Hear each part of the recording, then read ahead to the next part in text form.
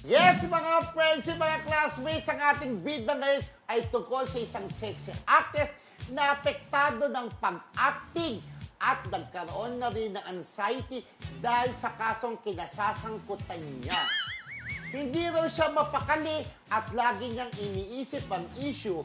Hindi na rin daw siya nakakasipot sa mga event niya at ang mga nakakalungkot pa ay hindi na rin umano siya nakaka-attend ng tama. Kawawa raw talaga ang kanyang kalagayan ngayon. Hindi siya sanay dahil unang kaso na kinasangkutan niya.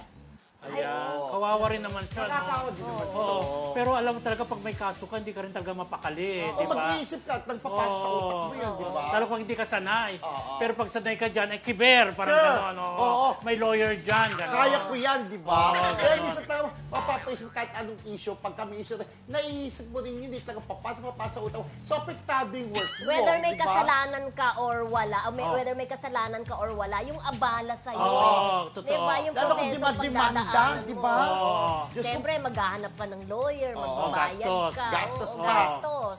Tapos, Diba? siyempre, tuwing umaga pa rin ang hearing, kasi experience ko yan, di ba? Oo, Sa mga ayaw. libel ko nung araw. Huwag ka na magbanggit ko yan. Oo, ayaw. Para malapit na Ikaw magbanggit. talaga. Oo. Muntik ka na, ha? Basta, siyempre na-experience natin yung mga libel nung araw, di ba? Gigising ka ng ng alas 8, ganun. Kailangan alas 8, nasa ano ka na.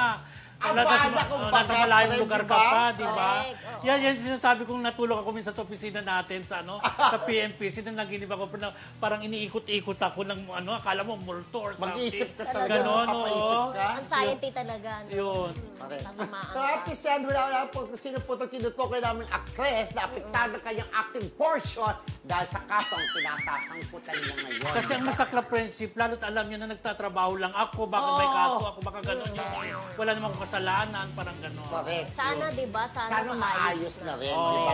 The truth will set you free para Correct, correct. magkaroon ka na ng peace of mind, di ba? Yes. Anyway, maraming